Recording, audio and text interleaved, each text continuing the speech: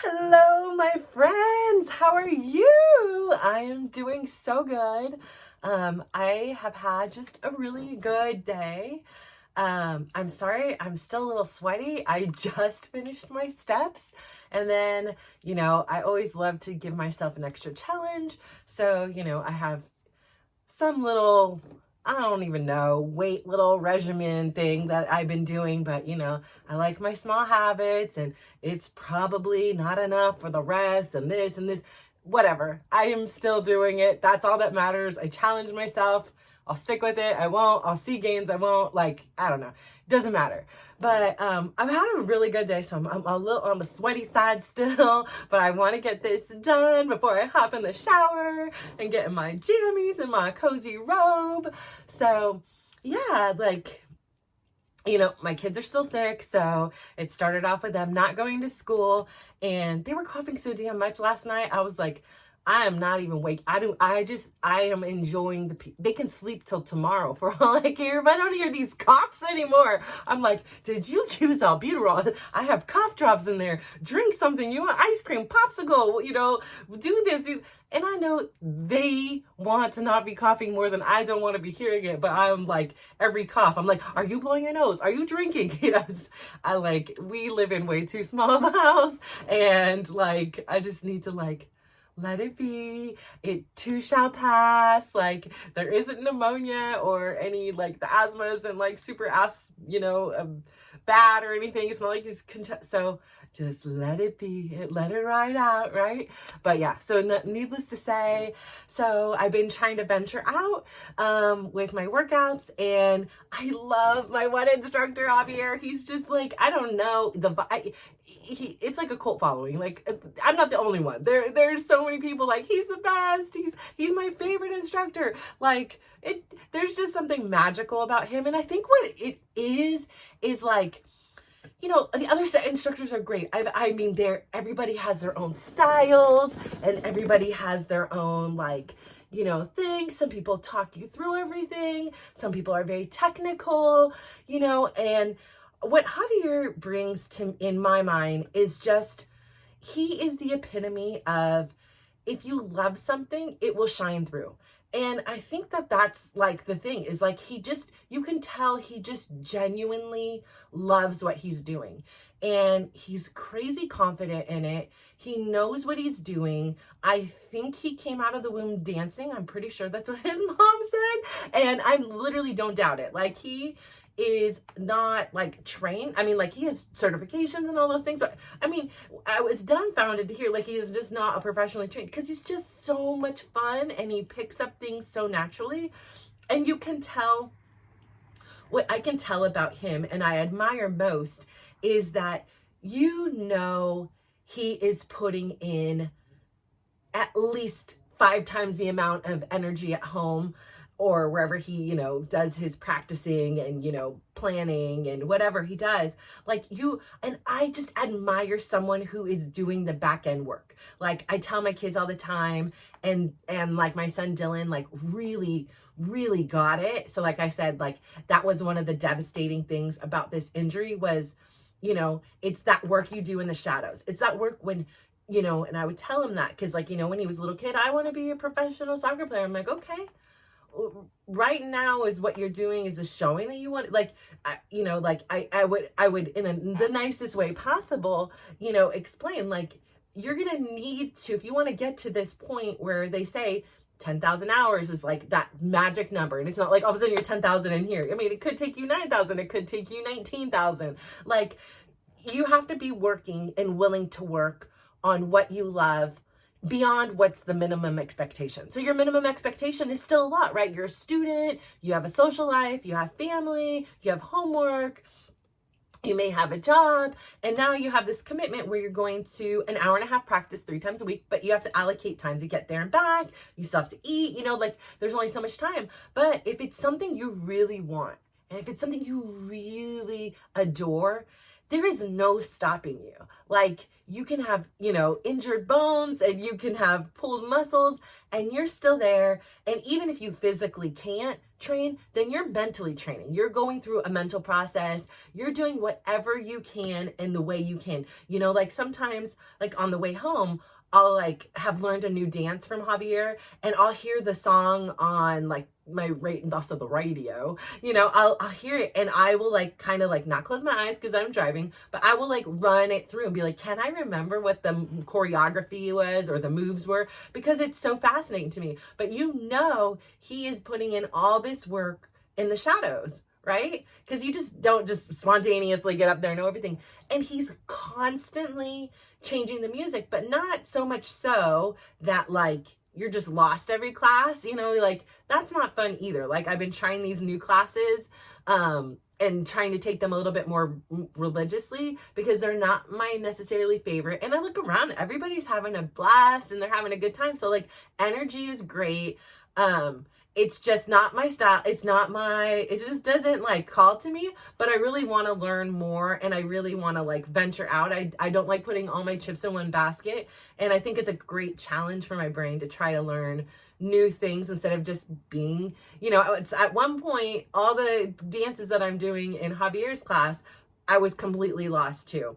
So I know that like if I did these classes consistently enough that I would learn the choreography. And once I learn the choreography, then I can be a little bit loose and I can kind of have my own little flavor to it, right? But I'm just not there yet. And so it's like, it's kind of like work and it's a little bit like a workout because I'm like having to really, really extra think. And so like, you know, I know that he puts in all this time. And, you know, the funny thing was I went to class, I got there and there was another class still going on before. And I had walked up and I started talking to one of, you know, my friends. And then, there was another woman and I had, you know, I've seen her, been going there a long time. And she was talking about how she just came home from Tahiti. And I was like, oh my gosh, how wonderful. And she was saying she liked it even more than Hawaii. And she's an Asian woman. And she's like, oh, but I got too tan. I'm like, are you kidding me? Your skin color is so beautiful. And like, I love it. She's like, no, I want to be white like you. I'm like, why are we never happy with what we have? Like, I'm white and I want to be this beautiful olive color and you're this beautiful olive color and you want to be white like me. Like, you know, I was like, why is it that we can just never be content with, you know, the way we are? Like, you know, but I was like, no, it's beautiful. Like, I love the color in your skin. And then the other lady, she was also an Asian lady. She's like, no, we just want to be white. I'm like, why? It's so boring. It's just white. It's like paper. So, you know, we had a laugh. And then she started talking to me and she's like, where is your daughter? Because Karina used to come with me to these classes and quite frequently because her school like was on strike. And so, you know, it was like she was home and then it was like Christmas break and, you know, there was something going on. So she was home quite a bit. So she like at that time was coming with me to the dance classes. And she's like, I'm missing the dynamic mother-daughter duo. And I was like, oh my gosh. And Karina hasn't been in over a year. And so I was just like, wow, that's like so nice to like that this person who I literally have seen a couple times, but maybe I've said hi to, or maybe I've had a conversation with, but I don't like recollect. And I just thought that was so sweet. And I loved like just talking with her and hearing about like, I was like, so what was your favorite part? Like, and then she was talking about how they took a boat to this it was island or something like that. And she said it was just so beautiful. And the sand was so white and soft. And she was saying that like, you know, you just go into the water and you put your face down and there's just fish. And she just said the food was amazing. She said it wasn't as crowded and she just loved the thing. And the weather was great because I guess December is the rainy time, but she had wonderful weather. So she was like, I love it. And she took some flight that was direct and it only was 8 hours. I was like, well, that's very reasonable, you know? So, and she said, you know, comparatively, maybe it was a little bit more expensive than Hawaii. But she just said she just had a lovely time. So I'm going to add Tahiti. Thank you, Tina. Because now I'm adding Tahiti to my bucket list as if it wasn't already there. But like, you know me, I don't know. I love a beach. I love an island. And so I was like, thank you so much for sharing your story. And I was like, and thank you so much for reminding me of that experience with my daughter. And I started thinking about it as I drove home, and I sent my daughter a text, and I was like, you know, I had said, hey, you know, this woman had, you know, I was like, it's amazing to me the impact you made on the class. Like, you know, I'm still to this day, people are asking how you are, where you are, like what's going on, you know, like, and, you know, they still miss you. Like they miss the mom-daughter dynamic duo, you know, as she said. And I started thinking about that, and I don't know what it is, something in the weather, I don't know, but like, I literally started like getting like teary-eyed, and I was like, you know, when I was a little kid, and again, I hold no blame on anyone. Like, my dad did the absolute best he could with the tools he had at the time. And so no harm, no shame, no anything. But I remember being a little girl, and, you know, I would dabble in gymnastics. I played tennis. I, you know, did a dance class. I did martial arts. I ran track.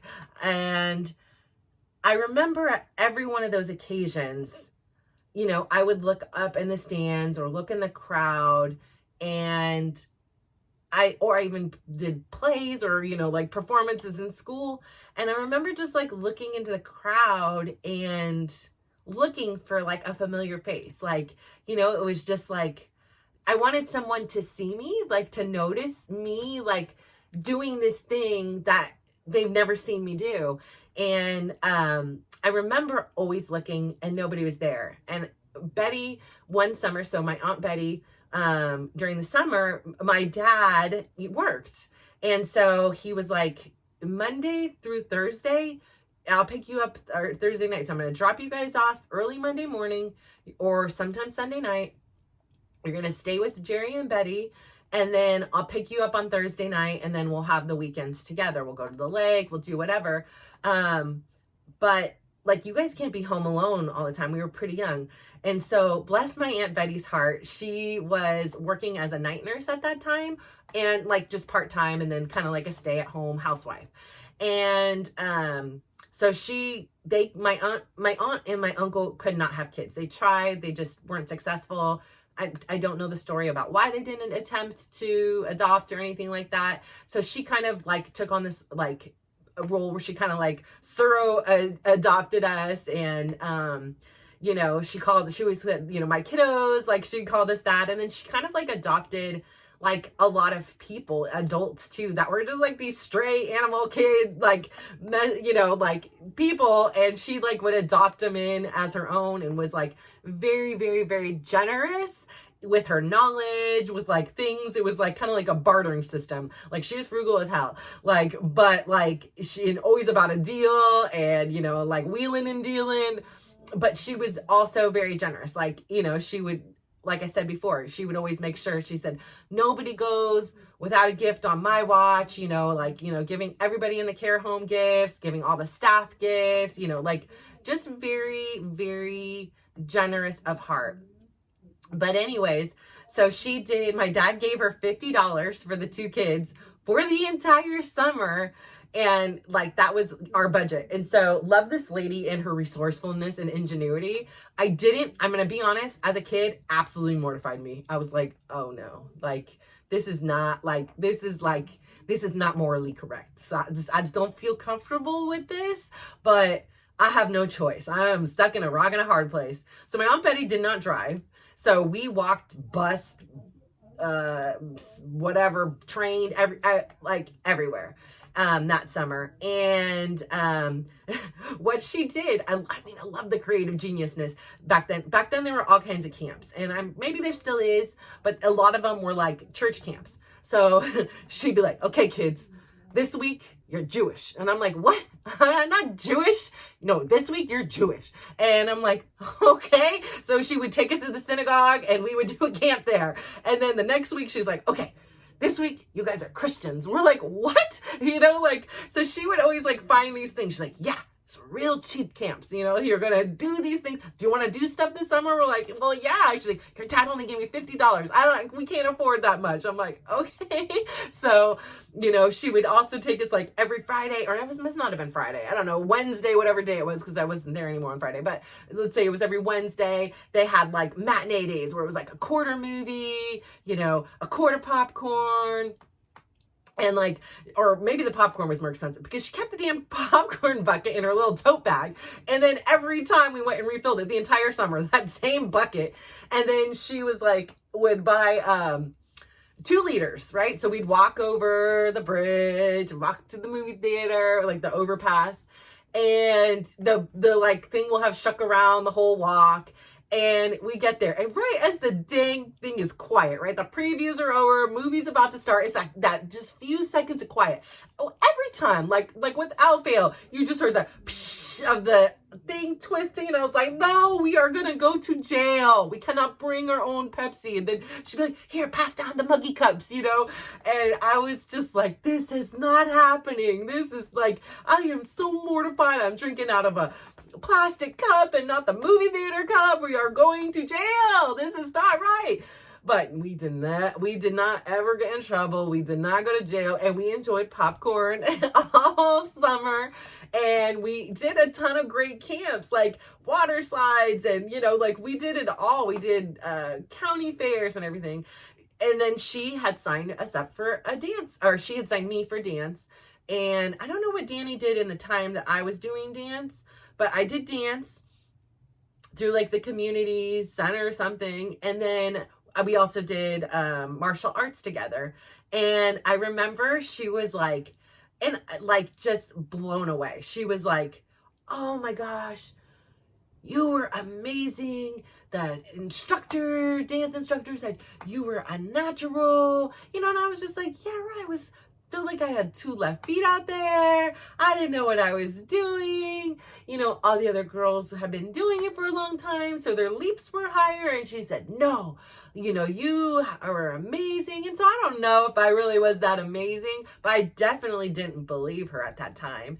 But I do say this because she was the only person that has ever watched me do any kind of performance. And it was just that time. And then during the karate, the same thing. She was like, oh my gosh, you had the highest kicks in the class and, all these things. And I was like, oh, okay, yeah. No, the sensei said you were the best one in the, I was like, oh yeah, okay. And like Danny over there was like goofing around and, he really needed the discipline of the martial arts.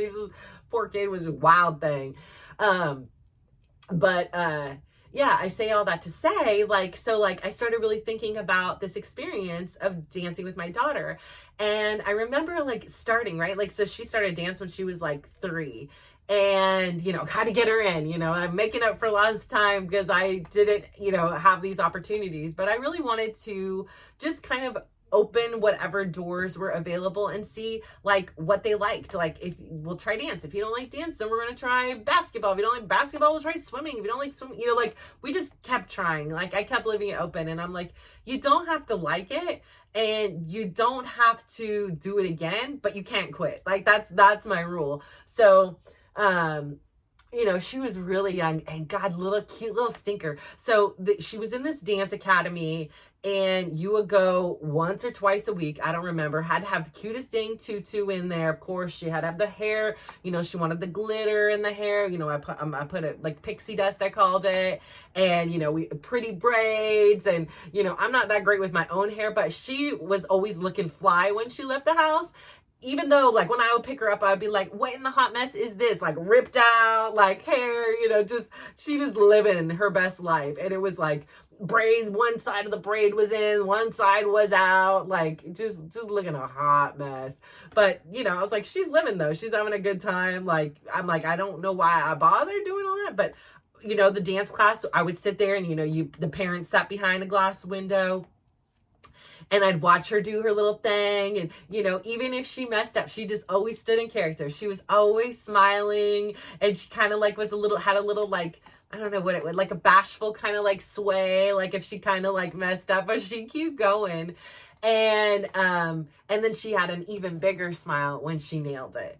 And so, you know, at the end of this, you know, 6, 7, 8, 9 months of just watching this one routine, you hear the same song, the same warm up the whole time. So their song was Catch a Falling Star and Put It in Your Pocket. And they got these little wands. Each one of the girls had these different colored tutus. And, you know, originally she was going to have blue, but, you know, she has all these brothers and just didn't want blue. She just wanted the pink, but everybody had to only have one color. And the pink was gone because we were out of town that day and they passed out the color. So it was like, all she could have was blue or green. So she ends up in this like minty kind of green color.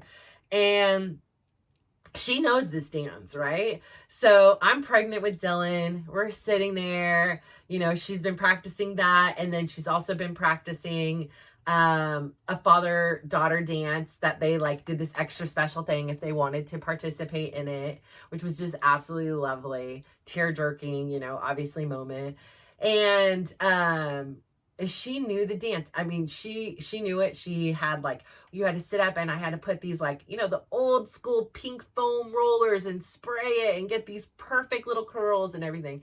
So she's got her hair done. She looks amazing. You know, we're seeing all the other performers perform, and here comes her little group. And Karina is front and center.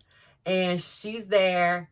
And she's holding her little wand, and this star, she was a star, I'm telling you. This song, Catch a Falling Star and Put It in Your Pocket, comes rolling on. And the other girls start in, right? They know this. They've been it over 1,000 times in these 6 months. And there Karina was. She just held her little wand and just kept smiling, just kept smiling, and like a little sway, and just kept smiling. And they were like, dance, you know. And I'm like, dance, you know, like I'm video recording and I'm doing the dance because I know the dance because I've seen it 1,000 times. And so she's standing there and she's just holding, and then the whole auditorium, they just start giggling. And then laughing. And she just, the whole time, she stood character. She just smiled. And then the other girls run off. And there Karina was, just solo, just standing there. And I'm like, oh my, this is my kid. Like, what the heck? And then the teacher had to come and like, you know, rein her off the stage. And I was just like, girl, I love you. Like, you nailed it. You did it perfect. Whatever. Like, you know, like it was just so cute. So from that time, watching her perform all the way into her whole evolution of like doing hip hop and doing different things. And, you know, she, of all my kids, tried the most sports. She tried the most activities, gymnastics. She tried it all until she found cheer. And it was this combination of, dance and athleticism, and, you know, just, she loved it. So, you know, watching her perform there too. And so like, you know, she may not have always been, like she will say herself, like the strongest or best dancer, but 9 out of 10 times we performed, people didn't even know I was her mom. And they would be like, that girl is so much fun to watch. Like she just has a showmanship and, just kills it. And so when I first started dancing, you know, I had tried this class called Simply Move. Like I said, it was predominantly people a little bit older than me, and I was dying. These women were killing it. Listen, I pray to God I am still moving and grooving at any age. Like, I just, please, you know. But and then I tried this one class, which ironically, the week I tried it, it was this gentleman's first time, and this used to be Javier's class. And so, like, just the irony of it all, like, I missed it by a week of, like, trying it with Javier because it was, like, further away. I guess he just stopped going to that gym. It probably took him a long time to get there. maybe he was doing it during COVID or something like this. But I mean, like I missed it by a week, and like it just is so funny how like that life works out or whatever. But so this guy had took it over, and so he was interesting. So what I liked about him, and if it was closer I would still do it, and like if I wasn't just so, you know, like if I had more time to give to my fitness journey and my dance, like if this was like this is what I want to be when I grow up, like I would still take his class, because it was the most fun way to start a Monday. That's all I can say. So there's a show, this TV was like called like Coffee 20. I don't know. It's like an old school channel, dance party. Okay. So my sister and Karina and I used to watch that when my sister lived here. And you just put it on and you just did not know what in the freak show you were watching. Like straight up, like you were just like, what? Like, what am I seeing? Like, is this? And they were dead serious. Like I literally need to check if it's still on. It was called Dance Party. And it was just this like locally produced thing in San Francisco.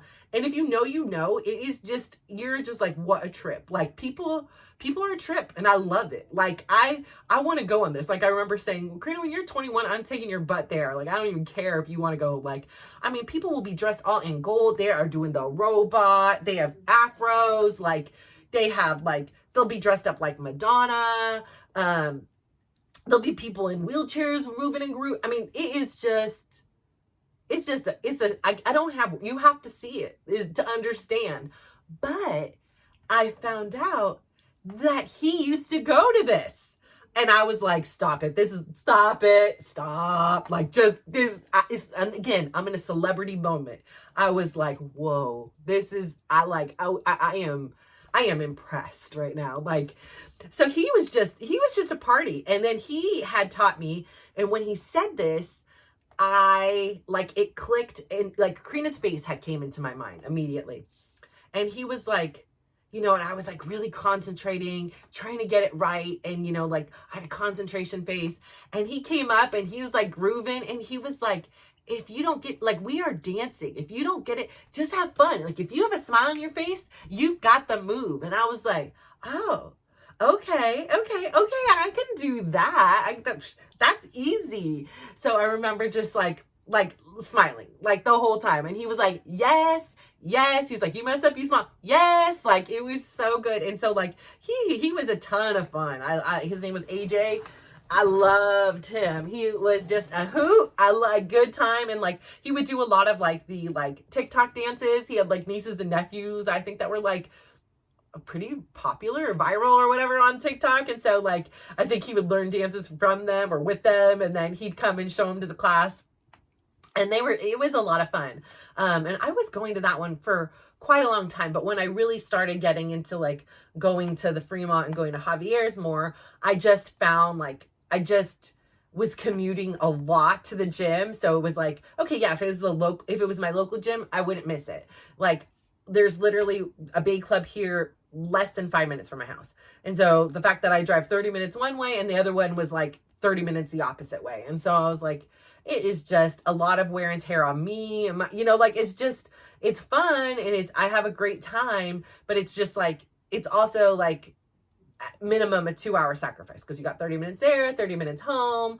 And I did like going to that one because like it encouraged me more to do like, and when I first started going to Fremont, like I would do more of like, okay, now I'm going to do a sauna or a steam room or a hot tub because nobody knows me here. But as soon as like people start to know me, then I'm like, listen, I ain't doing all that. Like I'm not, you know, I don't want to sit there talking to you in a towel. Like I'm good.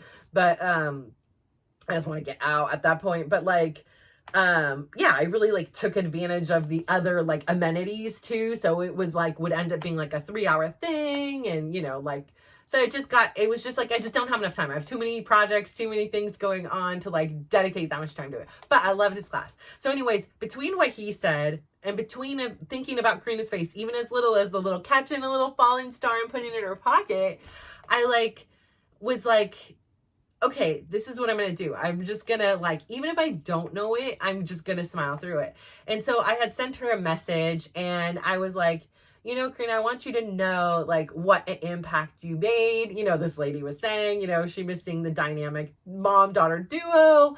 And I was like, and I also want to say, like, thank you so much, because I know this isn't your thing, like this style and these things. Like, I know this isn't your style or your thing anymore, right? Like, or this ever was, like, whatever.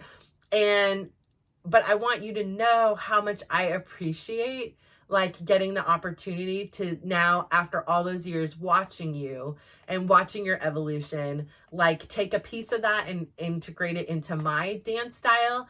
And then having had that opportunity to not only watch you dance in a class, but to dance alongside you and, like, vibe off one another. I was like, that was so special to me, like, such a special time.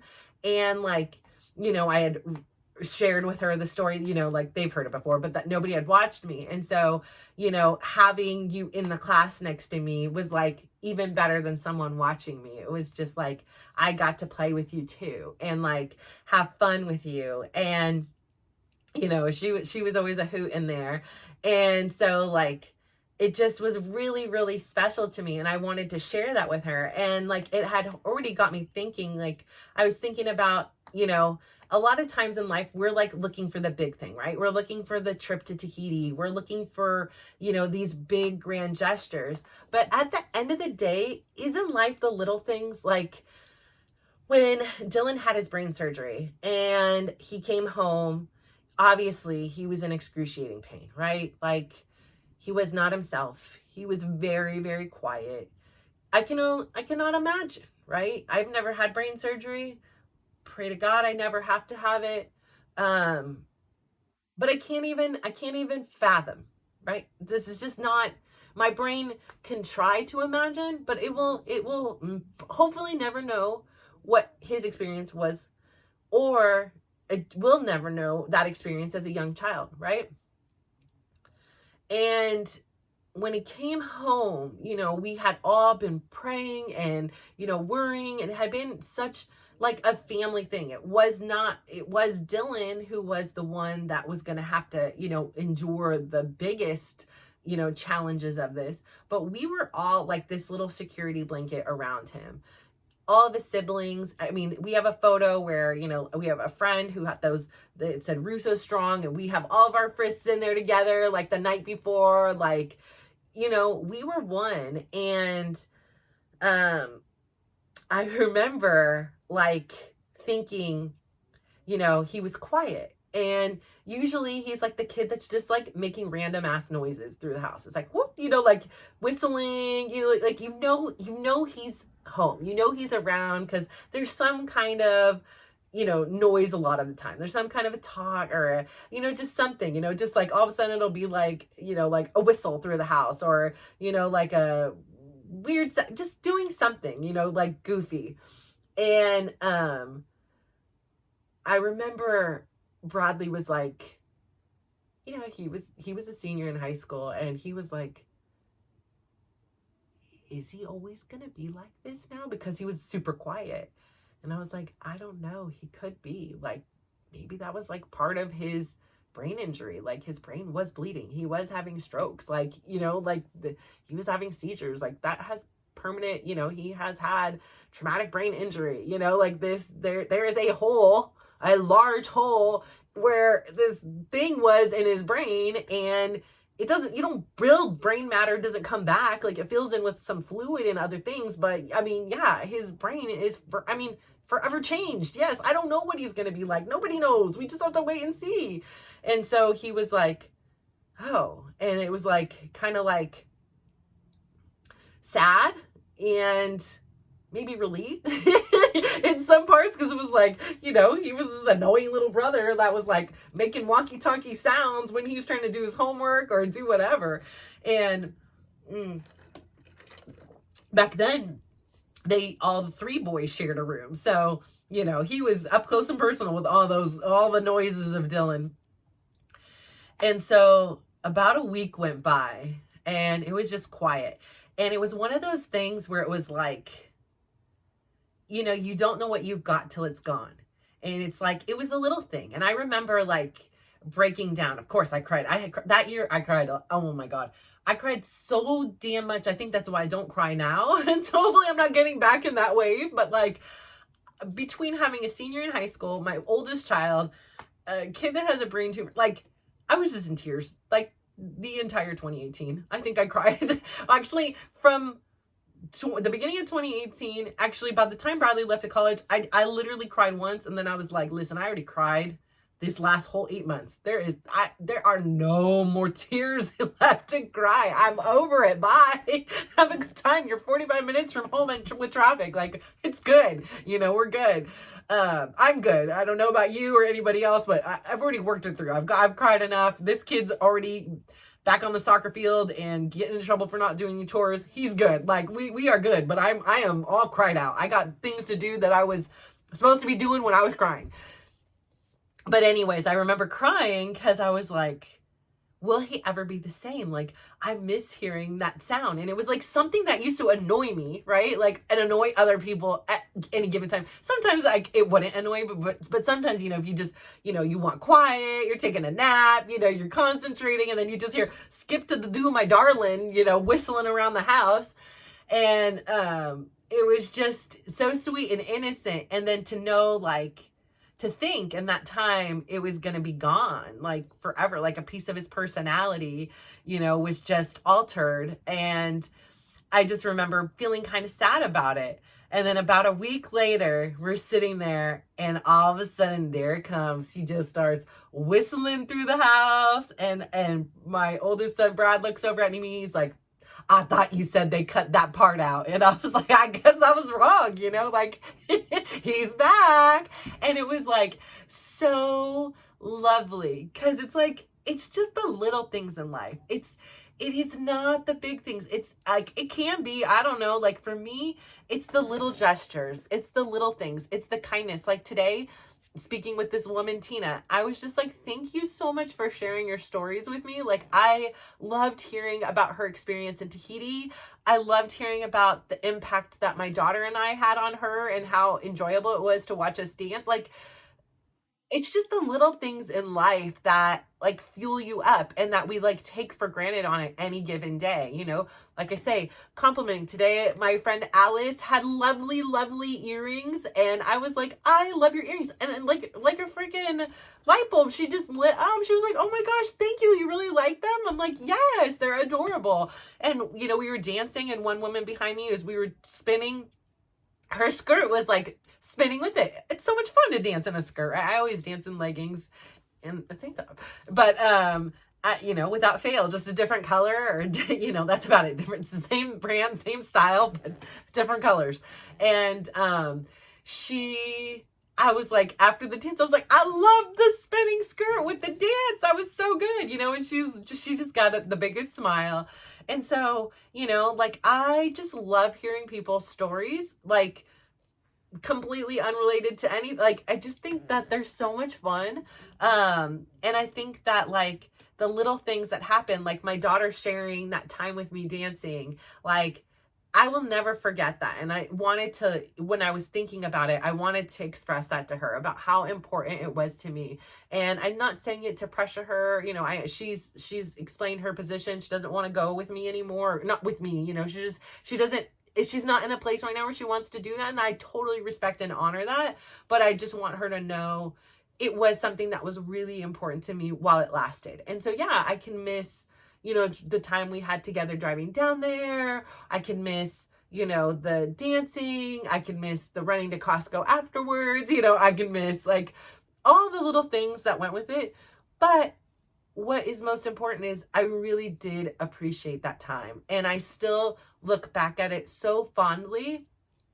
And I thought that she should know that. And I also appreciated that, like, you know, like she gave me that kind of, you know, fulfillment that little kid in me had been looking for, to be like, I'm proud of you. Like, you did good. Like, I see you and you are important. And, you know, like, and I don't care about that from anyone else, but like to show somebody who I care about, like something I care about that is completely isolated of them, like to show them that like this is my thing. Like I spend so much time like supporting other people and caregiving for other people. And so it was just like, for me, it was showing like, I do love you and I do admire what you're doing too. And I think it's really fun to see this piece of your personality come out that maybe I don't always get to see when you're a mom who is juggling all kinds of things. And, you know, so I hope that, I'm sure it's left a lasting impact on her as well.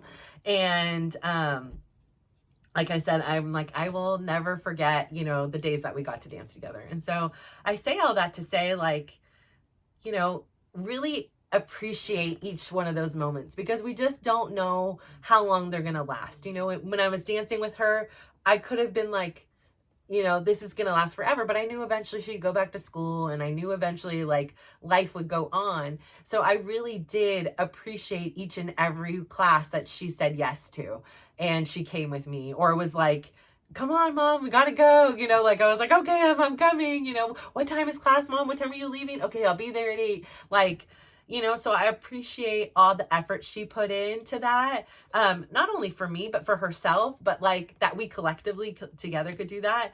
And I appreciate that Dylan can still run around this house years later, and he's still whistling around and being a little goofball. And, you know, they didn't cut that piece of him out, because, you know, life is so precious. Like our instructor, I didn't go to dance class.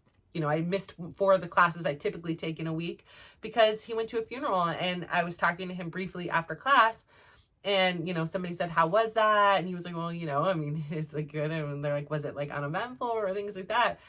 And then I was said, well, how were, he was his cousin, and he said, how were the children? Like, how were the babies? Like, gosh, I can't even imagine. Like, when my uncle just passed, he kind of took on a role like a surrogate dad. And then obviously my aunt did as well. That's why she called us our kiddos. Like, she referred to me, and Jerry referred to me, like, because our relationship had been maintained for so many years, like they call me their daughter. It's like written on things. Like, you know, they looked at me like their daughter. And, you know, it was like losing your parents. And I was like, I was older, right? I'm in my 40s, and I can't even fathom what that must be like for those kids. Again, one of those things I'll never know, and I don't want to know like what that experience is. But I mean, these kids are young, and to have, like, my auntie passed away from cancer, and so to see the slow, painful decline of somebody with that is terrible, right? And then, you know, the impact is just, it's so devastating. And I just think, like, gosh, I just keep praying for those little kids. Like, it's got to be a nightmare. And I guess, like, even he was saying, like, when they were putting her, then she's like, no, mom, like, I want my, you know, like, just what's your mom, you know, like. So I think, you know, we prioritize things that just aren't that important sometimes. Like, sometimes, yeah, there are necessities. Like, we need to work, and we need to pay our bills, and we need to do these things, like.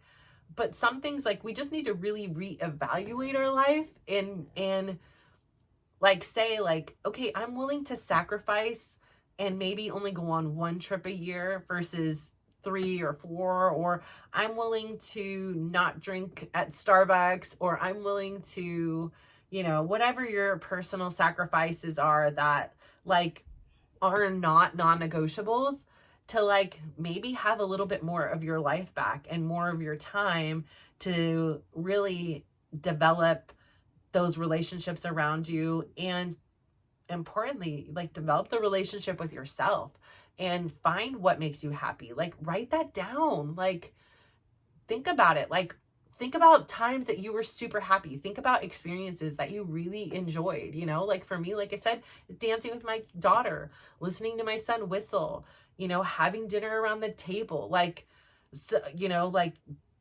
I could list a million things, like, and then those are your answers. Like, that's what we need to be focusing our energy on, and forget about all the other stuff. Stop comparing ourselves to other people. Like, I wasn't envious whatsoever that she went to Tahiti. I thought that was marvelous. Like, I'll put it on my bucket list, and hopefully I will make it there one day. But like if I don't make it to Tahiti, but I got to spend extra time with my kids, well, I think that that's important. Or if I don't make it to Tahiti, but I got to go dance and have a good time, like that's good too. Like it doesn't have to be amazing. And now amazing things are great. And if you have plans and you take action and these are things that you want to do, yes, do those things. But it's like we don't have to live this other life or this consumer life that like it seems like we are kind of conditioned to do. Like we have so many more choices than we give ourselves credit for having, and like we need to let that fear of like making the wrong choice or doing the wrong thing or not having this, like we need to let that stuff go and just really appreciate who we are right now, who is around us, do things that make us happy, that inspire us, that inspire and motivate others, like do things that like you will be proud of. Like, so when we do, because you, me, everybody around us, we are all going to be in that last day. And I'll be darned if I want to sit there with any regrets. I'll be darned, right? Like, why? Because right now I'm healthy and I'm able and I'm intelligent and I'm mobile. Like, why not live my best life now? Why not create? Why not reimagine this life? It doesn't have to be the way everybody's told me it has to be. Like, I've read enough and I've listened to enough to know, like, there is something else there. Like, there is something there. And I've tested enough small theories that now it's time to take a bigger, bolder risk. And here we are, people. And I just want to say, I adore you. I want to hear your stories too. I want like to have this collaboration and I want to continue learning. And I can't just learn by like regurgitating. Like I am taking in, I'm examining what's going on, I'm reflecting on things and I'm coming at you. But I would love to hear your stories. Like they fire me up, like hearing things, understanding, listening to new perspectives. Cause like when I realized like we all see things differently, like I remember like thinking like just I didn't think. So I thought like, oh, you know, if like everybody would feel sad if they saw, you know, somebody, you know, like I don't know, I just always thought that everybody kind of felt the same way, like if they saw something sad or if they, you know, like I always thought it was the same. I didn't realize until like pretty late in life that like we are all so individual and every situation affects us so differently. And so like, I just feel like realizing that made me understand just how unique we all are. And I just love hearing about like what things happened in your life to get you to your unique place. And here are the things that have happened. Here are my stories. Like here is what has gotten me to this point of my journey. And I think that like just sharing that there's so much power, like our stories matter, your story matters, my story matters. And like collectively as a community, as a, you know, as a part of a country, as a part of a world, as a part of like a universe, like all of our stories matter and they are literally like a quilt, all intertwined into one another. And sometimes it feels like we're alone and we don't have anybody else, or, you know, sometimes maybe we're overwhelmed with too many people and too many stories. But I feel like we are all so unique and we are all so imperative to this bigger quilt that we are all a part of. And by getting to know one another, having compassion for everybody, and just understanding that even when people are not being kind, like yesterday, I think I might have shared this. I was just such a like interesting story. So did I share? I feel like, oh my gosh, I'm losing my mind, but I'm going to share it again because I was like, you know, it was an evolution for me. But, you know, I had this woman when I was backing up out of Costco. I think I did share, but she was like honking at me. And I was like, okay, like, what is going on? I'm backing up. I have a big car. What are we doing here? And then as I need to make a 3-point turn, and she backs right up to my bumper as I backed up. And I'm like, I'm trying to back up. And she just came right onto me. And I was like, What? You're messing with the wrong person. I have control of how fast I can get in and out of here right now. Like, if I'm taking my time and go slower, you're going to sit there longer. Like, and then she was just on my thing, and I rolled down my window and I just yelled, be nice. Just be nice. Like, then that's all I have to say is, like, be nice. Like, I tried to be very compassionate because maybe she was in a hurry to get home or get to the delivery of her new granddaughter. I don't know what her situation was. And so I try to be very respectful of that and understanding. But I also was just like, be nice. You know, like, sometimes it doesn't matter what you and I are going through. Like, we still have an obligation to be nice. Like, even if I'm in a bad mood and I'm angry or I'm like really sad, it doesn't give me a free pass to be a jerk.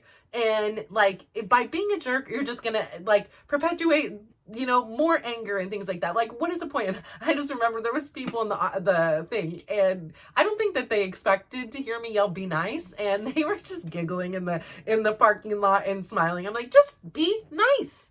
Like, it's not that hard. Just be nice. 2 seconds. It's not going to take me that much longer. I'm going to do one more backup. It is a big truck, and I don't want to crash into the Mercedes behind me. I do not want to deal with that today. Like, you know, thinking in my mind, and the nicest thing I could say was just be nice. Be nice. You know, like, I felt like when my kids were little at the playground, or somebody else's kid was, you know, being a little turd and pouring sand on my kid's head, and I was like, be nice. You know, we don't need that. Like, there is enough, you know, things to be upset and angry about. Me taking 10 extra seconds at the darn Costco backing up, you know, is not it. I should have, you know what I should have did? I should have gave her my patience is power post-it. I should have walked out of the car and handed it to her. It was just not very nice. But I just think, just be nice. Like, be kind, listen to people's story, give them the benefit of the doubt. Like, if something goes wrong, you know, like I said, I try to think maybe she's in a hurry. She's just trying to get to the birth of that grandchild, you know, like, because we don't know what the story is. We don't know what's going on. And it's easy for me to like jump back or, you know, react to it. But I think because I'm taking these freezing old showers that I like cannot stand, that it is really teaching me to regulate in those moments. Now, I'm not perfect. I'm telling you, this is a practice. Old habits die hard. Yesterday, like I said, my son has been feeling well, hasn't been going to his PT, and they're like, no, he can come. You know, I told him wear a mask or whatever. So here we are. I am like, we need to leave at 12. And here he is. It's like 12:01, still not in the car. I told you about this. I am not like, it is like a disrespect into so many things. It's 12:02, 12:03, 12:04. I'm like, where are you? And he was like, I have a headache. I'm doing my albuterol. Do you think I should go? I said, listen, we are not having this conversation right now. This is too late. I cannot cancel at this point. We are going. If you just go and don't give 100%, you do 10%. You do what you got to do, but you got to go. And so again, like, I am not calm. I like default, right? When I'm calm and I'm sitting here and my conscious is like reading and hearing about new tools and new approaches and new things. I'm like, that's a great idea. That is a really, really good way of handling that situation, you know? And I'm logging it and I'm like, I got this. And then here he come at 12:02 and I'm like, not having it. I'm like, listen, we got to go. Like, we are not, you know, and afterwards I calmed down. I'm like, and I catch myself. I'm like, listen, you're unregulated because you don't like being late, and now you're gonna be late, and you like, so you're going on it, and now you're reacting and taking out on him. So, you know, I have to eat crow and apologize, even though I didn't do it wrong, right? Like, I'm not late, you know, or whatever I'm saying to myself. But I want him to know, you know what, I am practicing to be a better person, and you know, when stuff gets going and I get dysregulated, I go right into my default system. And my default system means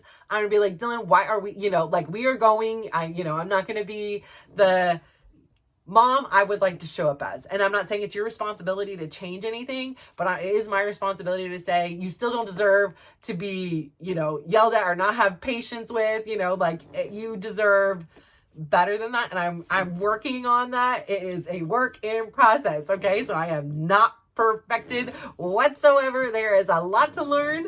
And, I think that that's the beauty of it is like, I make mistakes, but I'm totally accountable and be like, I made that mistake. I'm so sorry. Like I could have been better and you deserved better and I wasn't that. And, yeah, maybe I'll get it next time. So I say all that to say, please go out there and be kind. Be kind, okay? And really take a moment and like reflect on what things make you happy. Like what things if they were gone that like maybe even annoy you that you would miss? Like is there something that your family does or whatever? Because like even when my kids left to college, like it's just a weird thing. Like it's just like it was the things that annoyed me most. I almost missed most. Or I remember that one of the other hard things was like going to a supermarket. And that was another place that I would like have my first breakdowns because it would be like, oh, they love Oreos. So let me grab, oh wait, they're not here anymore to eat the white Oreos. They only eat the white Oreo, and so I remember like kind of having like a little breakdown in the supermarket because it was just like a reminder that they weren't there and like, a reminder that life had changed. And, that's the hard thing is because we don't necessarily like change, right? We're comfortable, even if it's not always the best situation for us. And going into something new is scary and it's uncertain. And it's just like my dance classes that I'm doing and pushing myself out of my limit, the ones I don't typically do.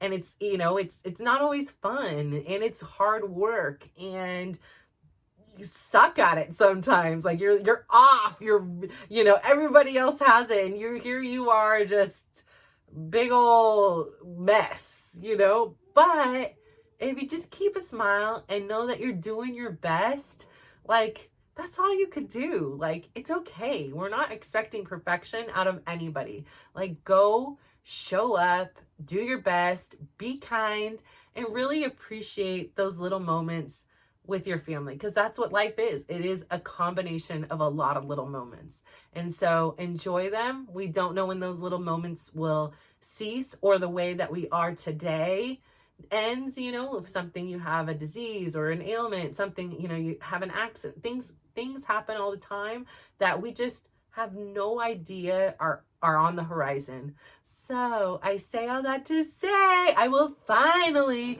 wrap it up.